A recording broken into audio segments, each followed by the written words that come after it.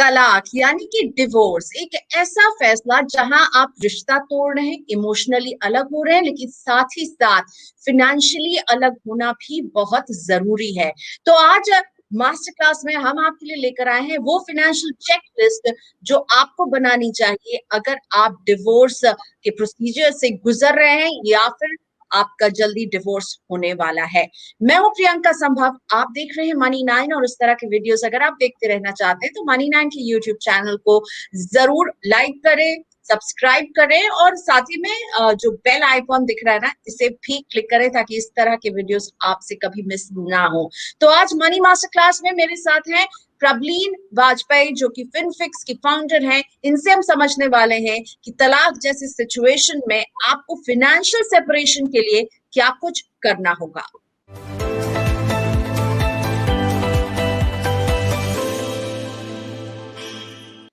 तो प्रबलीन वाजपेयी से मेरी बात होने वाली है क्योंकि अब तलाक जो है हम अपने आसपास जो है इसे एक टैबू की तरह नहीं देख रहे हैं। लोग एक मैच्योर्ड कपल की तरह फैसला ले रहे हैं, अलग हो रहे हैं, लेकिन साथ ही साथ फिनेंशियली भी सेपरेशन वो करना पड़ता है क्योंकि हो सकता है आपके बहुत सारे खर्चे हों, आपने कई सारे इन्वेस्टमेंट्स किए हों, आपने घर खरीदा, आपने होम लोन लिया हुआ, इन सब का क्या होगा।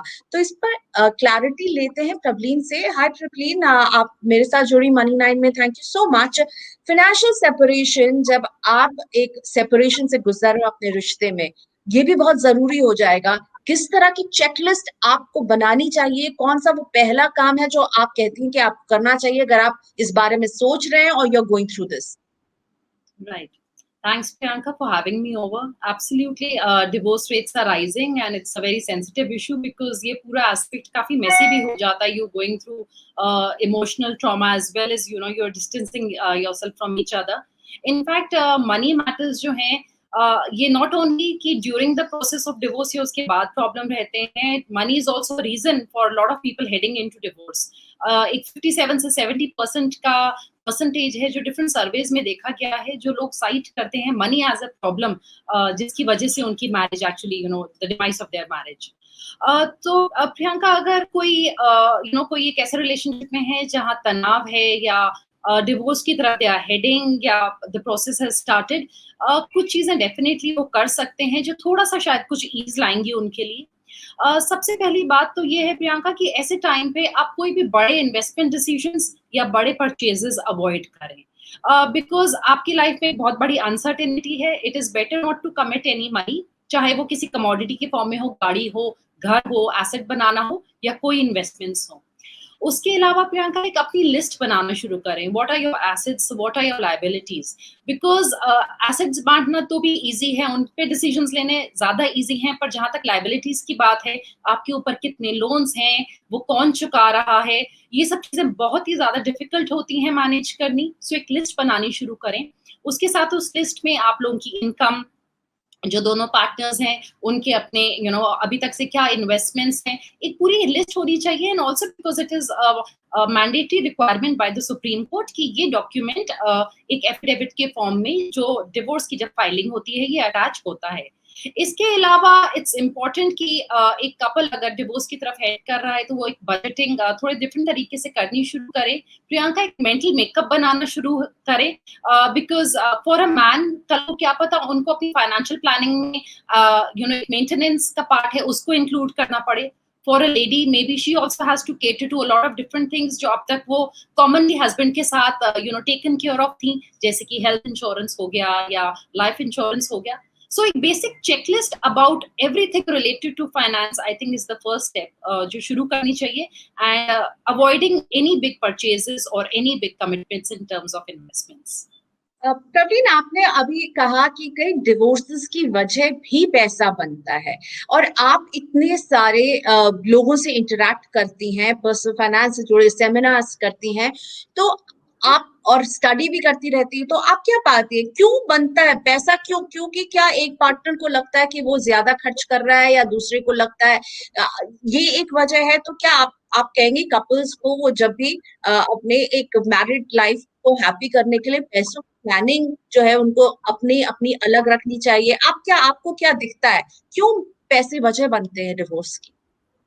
प्रियंका, आपने बिल्कुल राइटली पॉइंट आउट किया है. आई थिंक स्पेंडिंग हैबिट्स एक काफी बड़ा रीजन हो सकती है, बिकॉज एक पार्टनर को ऐसा लग सकता है दैट ही और she is the one who is financing all the bills, और जो स्पेंडिंग का कंपोनेंट है वो एक दूसरा पार्टनर ऑल द टाइम कर रहा है.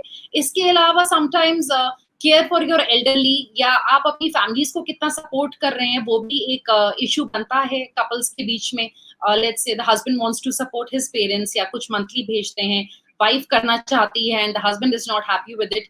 सो आइडियली प्रियंका, ये चीज तो डेफिनेटली एक even a very happily married couple, I think इसीलिए अपनी फाइनेंशियल जर्नी आप चाहे साथ कर रहे हैं, it's like you know to those rails of a rail track, कि आप साथ चल रहे हैं, बट अपनी अपनी फाइनेंशियल प्लानिंग साथ में रखिए, बट इंडिपेंडेंटली भी, you know, you maintain your independence, so that कल को अगर, because life is very uncertain and we've just seen, you know, people like Bill Gates and Melinda Gates, you know, filing for a divorce.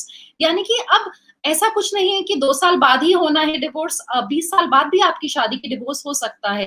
तो अगर आपकी financial planning शुरू से दोनों की अपनी अपनी रोबस्ट है, आपके अपने कॉम्पोनेंट्स हैं, जहां आप जैसे स्पेंड करना चाहते हैं आप कर सकते हैं, आई थिंक डेफिनेटली ईज होगी. Because spending on your family and spending habits otherwise are two big reasons, you know, for conflict. मतलब आप बनाइए जॉइंट फाइनेंशियल प्लान, पर एक इंडिपेंडेंट आप दोनों की एक स्टैंडिंग कमाई और आपकी इन्वेस्टमेंट्स होने चाहिए. That's a very good tip Prableen. अब मैं आती हूँ कि डिवोर्स में अभी आपने कहा कि आपको लिस्ट बनानी है क्या क्या एसेट है, और यहाँ लाइबिलिटीज की आपने बात की. ये बहुत ही जो है ना कॉम्प्लिकेटेड हो जाता है, क्योंकि मैं बात करना चाहती हूँ होम लोन्स की. अब होम लोन जो है लोग जॉइंट लेते हैं, घर में जॉइंट ओनरशिप होती है.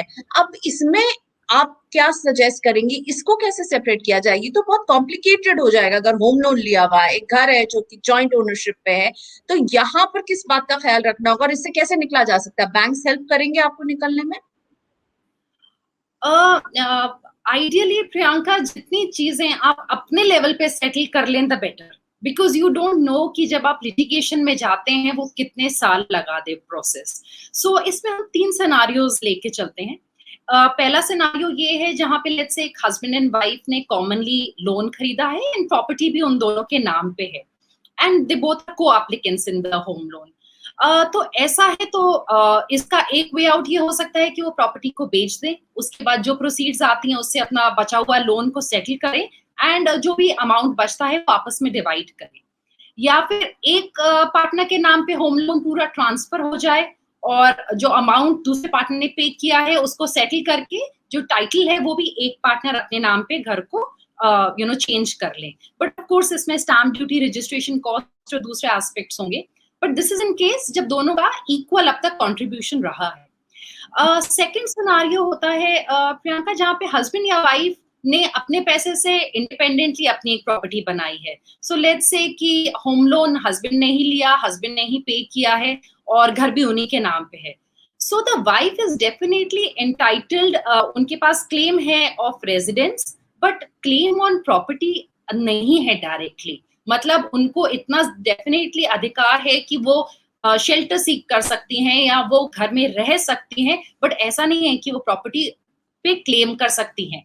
एंड सेम हस्बैंड भी अपनी वाइफ की इंडिपेंडेंटली बनाई हुई प्रॉपर्टी पे क्लेम नहीं कर सकते हैं. ये सब चीजें अलग लिटिगेशन के थ्रू, एलिमनी के थ्रू सेटल होंगी. And the third case is जहां पे प्रियंका कई बार क्या होता है, जैसे हस्बैंड ने लोन लिया है पर उन्होंने प्रॉपर्टी अपनी वाइफ के नाम पे ले ली, तो एक पॉइंट तक तो क्या होता था कि ये प्रॉपर्टी वाइफ को ही चली जाती थी under the Benami act, because husband ने पैसा दिया but there is no you know उस चीज का आपने टाइटल जो है वाइफ को दे दिया. अब दिल्ली हाई कोर्ट का एक ऑर्डर था जिसके बाद इस चीज पे अगर हस्बैंड प्रूव कर पाते हैं that he has totally funded the property, so he can claim that property. ऐसा नहीं है कि जस्ट बिकॉज वाइफ के नाम पे है वो क्लेम नहीं कर सकते. तो ये कुछ एस्पेक्ट्स हैं, बट जितना आउट ऑफ कोर्ट सेटलमेंट हो जाए Priyanka the better. And any couple heading for a property अगर आज खुश हैं, they are looking at buying a joint property, I think ये बहुत इंपॉर्टेंट है. हम लोग क्या करते हैं, जैसे वाइफ ने हस्बैंड के अकाउंट में पैसा डाल दिया और फिर वो लोन चुका रहे हैं, चाहे दोनों के नाम पे हो. मतलब अगर आपकी जॉइंट ओनरशिप है तो आप अपने अपने बैंक से दीजिए लोन, एंड क्लियर रखिए फाइनेंशियल मैटर्स में. मतलब trust issues should not be mixed up with how happily married you are. Right अच्छा, इंश्योरेंस बहुत इंपॉर्टेंट हो जाता है। हो सकता है कि फैमिली फ्लोटर इंश्योरेंस हो जिसमें वाइफ भी इंक्लूडेड हो, पूरी फैमिली का वो इंश्योरेंस हो, वहां पर फिर चेंजेस करने होंगे। और साथ ही में जो लाइफ इंश्योरेंस होते हैं, टर्म इंश्योरेंस, उसमें नॉमिनी में अक्सर लोग स्पाउसेस के ही नाम देते हैं, वहां पर भी चेंज करना होगा प्रॉब्लम। बिल्कुल। आइडियली क्या होता है, लाइफ इंश्योरेंस में हम लोग स्पाउस को ही डालते हैं प्रियंका, एंड ऑब्वियसली अगर स्पेशली ये डिसीजंस इस चीज पे भी डिपेंडेंट है कि कितने स्ट्रेन्ड रिलेशनशिप के थ्रू आपका डिवोर्स हो रहा है। क्या पता ऐसा हो कि हस्बैंड के parents they are no more और एक ही बच्चा हो, so even after divorce he may want कि वाइफ बेनिफिशियरी रहे या till the child is a major. So depend करता है सिचुएशन पे, but ideally in most cases आप ऑब्वियसली बेनिफिशियरी को चेंज करेंगे एंड आप अपने पेरेंट्स को या जिसको भी आप मानते हैं, या आपने कल को सेकंड शादी की है, चाहे लेडी ने चाहे पुरुष ने, वो अकॉर्डिंगली नेम्स चेंज करेंगे। And so even for health insurance, because आप अगर आपका फैमिली फ्लोटर है, you can be removed as a beneficiary of that policy. So आपको अपनी पॉलिसी के लिए इंडिपेंडेंटली केटर करना है। इसमें एक चीज होती है प्रियंका जिसको हम मैरिड वुमेन प्रोटेक्शन एक्ट बोलते हैं।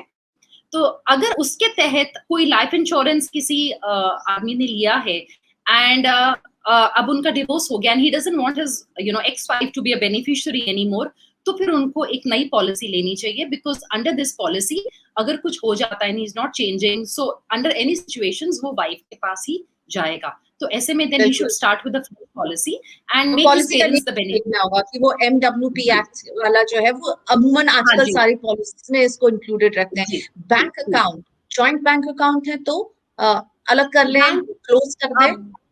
बिल्कुल बिल्कुल प्रियंका, जैसे बैंक अकाउंट्स हो गए, इन्वेस्टमेंट्स हो गई, सो इनमें भी नॉमिनेशंस रहते हैं। कई बार इन्वेस्टमेंट्स भी आपकी जॉइंट हो सकती हैं, जैसे म्यूचुअल फंड्स में हम देखते हैं जॉइंट इन्वेस्टमेंट्स भी होते हैं। सो इन चीजों को सेपरेट आउट करना डेफिनेटली इंपॉर्टेंट है। And I think I रिटरेट one thing that court पहुंचने से पहले जितनी चीजें आप अपने लेवल पे मैनेज कर लें द बेटर। प्रोबेबली आप लोग एमिकेबली डिसाइड कर सकता है कपल कि हम इंडिपेंडेंटली अपने अकाउंट्स में जितना जिसका प्रोपोर्शन है आप अपना मनी मूव कर लें, एफडीज को तोड़ लें, सो दैट जितना चीज लिटिगेशन में ना जाए उतना उनका time effort and probably money also in the form of fee actually बचेगा। जो इन्वेस्टमेंट है और बैंक अकाउंट है उसमें अगर नॉमिनी का नाम मुझे बदलना है तो जिस इंस्टीट्यूशन से मैंने वो प्रोडक्ट लिया है मैं वहां जाकर के ये चेंज कर सकती हूँ, राइट प्रॉब्ली? अगर मैं चाहूंगी तो नाम वहां पे इजीली कुछ पेपर वर्क करके मैं चेंज कर सकती हूँ, राइट? जी जी बिल्कुल प्रियंका, इनफैक्ट इवन कई बार जब लोग they have not headed for a divorce या शायद वो डिवोर्स ना ले पर थोड़े स्ट्रेन रिलेशनशिप्स होते हैं, लोग कई बार प्रेफर करते हैं कि वो बच्चों को डायरेक्ट बेनिफिशियरी बना दे। But there is important catch here कि जब तक बच्चा 18 साल का नहीं है तो ये गार्जियन की जरूरत है। तो आपका लीगल गार्डियन कौन है फिर उस बच्चे का? या तो आप बिल में मेंशन कर रहे हैं, कल को आप कुछ हो गया, सो अंडर गार्जियनशिप ही आप अपने बच्चों को भी बना सकते हैं। And process is very simple. कुछ चीजें ऑनलाइन भी हो सकती हैं, कुछ चीजें बैंक जाके या जहां पे आपकी इन्वेस्टमेंट्स हैं वहां जाके। एंड इसमें ईपीएफ, पीपीएफ प्रियंका, इन चीजों को भी इंक्लूड करना या दूसरी इंश्योरेंस पॉलिसीज जो हैं, हम लोग कई बार भूल ही जाते हैं कि जैसे ईपीएफ हो गया क्योंकि एम्प्लॉयर दे रहा है, ऑफिस रिलेटेड है, उसमें भी आपको बेनिफिशियरी को चेंज करना बहुत जरूरी है। राइट। एलिमनी मिलता है अक्सर जब भी डिवोर्स के केसेस होते हैं तो एक रकम जो है वो मिलती है, ज्यादातर हमने औरतों को देखा है वो मिलता हुआ। अगर मैं दोनों एलिमनी जो मिलेगी उसका क्या कैलकुलेशन होता है और उस पे क्या कुछ हमें पर्सनल फाइनेंस के तौर पर आप क्या टिप देना चाहेंगी? और अगर वाइफ जो है वो अच्छी पोजीशन पर है, आजकल लड़कियां अपने पैरों पर खड़ी हो रही हैं, और अगर हस्बैंड शायद उतने अच्छे फाइनेंशियली पोजीशन में नहीं है तो क्या हस्बैंड भी क्लेम कर सकते हैं alimony probably? I am not sure, मुझे नहीं पता। बिल्कुल बिल्कुल प्रियंका, एब्सोल्युटली कहीं ना कहीं हल्का सा सॉफ्ट है लॉज जो फेवर करते हैं विमेन को, पर ये गलत होगा बोलना कि हमेशा she is only the victim. The man can also be a victim in a certain cases. तो definitely alimony in majority cases wife को मिलती है। एलिमनी और मेंटेनेंस में प्रियंका थोड़ा सा फर्क है। Alimony is mostly a one time settlement and maintenance is something that is given on a monthly basis. So अगर हम एलिमनी की बात करें, इसका कोई बहुत फिक्स्ड ग्राउंड अप परसेंटेज नहीं है, बट यूजुअली देखा गया है 25 से 50% की रेंज में जो कोर्ट है वो डिसाइड करता है। But absolutely on the basis of दोनों की क्या अर्निंग्स हैं करंट, उन दोनों की अपनी फैमिली बैकग्राउंड्स के हिसाब से, what is the property that they both are holding, it is possible that wife's are the well of family से हो। सो दोनों की क्या एसेट्स हैं, लाइबिलिटीज हैं, दोनों की फाइनेंशियल सिचुएशंस क्या हैं, and a very very important component Priyanka, how many years into marriage actually. See 2 साल की शादी के बाद जो एलिमनी मिलेगी वो डिफरेंट होगी from 20 years of marriage. So how many years have you invested in that marriage is, I think, a very very crucial component.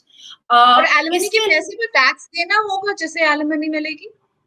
Priyanka, जो वन टाइम मिलता है, जितनी मेरी नॉलेज कहती है कि उसको हम लोग एक कैपिटल रिसीट्स की तरह देखते हैं, इसलिए वो इनकम टैक्स, जो पर्सनल इनकम टैक्स 1961 का एक्ट है, उसके अंदर उसको टैक्सेबल इनकम की तरह नहीं देखा जाता है वन टाइम पेमेंट को। पर जब मेंटेनेंस आपको मंथली बेसिस पे मिलती है, लेट्स से आपके पास बच्चे की कस्टडी है and the lady is getting money on a monthly basis, तो उस चीज को हम इनकम की तरह वो टैक्स हो सकती है। एंड यहाँ पे यूएस वगैरह में अगर कोई आदमी एलिमनी मेंटेनेंस दे रहे हैं, he can kind of claim that part from his age deduction. India में डिडक्शन को क्लेम करने का कोई तरीका नहीं है। And just to complete, what you had asked, a man can also get alimony, but the reverse can also happen, but it's mostly in the cases where there is some physical disability or some other issue where he's not able to work.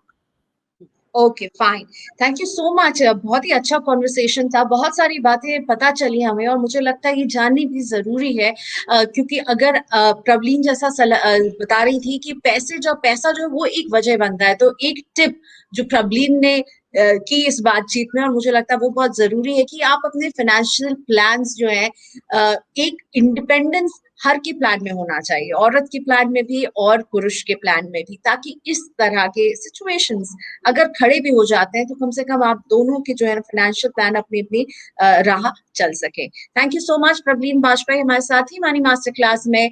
और अगर इस तरह के videos आपको पसंद आते हैं तो प्लीज हमारे यूट्यूब चैनल को जरूर सब्सक्राइब करें, बेल आइकॉन को क्लिक करें, इस वीडियो को लाइक करें, अपने कमेंट्स भेजें इस वीडियो पर। अगर आपके मन में कोई सवाल है तो वो पूछिए, इस बातचीत का कौन सा हिस्सा आपको सबसे ज्यादा अच्छा लग रहा है वो लिखकर भेजिए हमें कमेंट सेक्शन में। अभी के लिए इतना ही, thank you for watching us.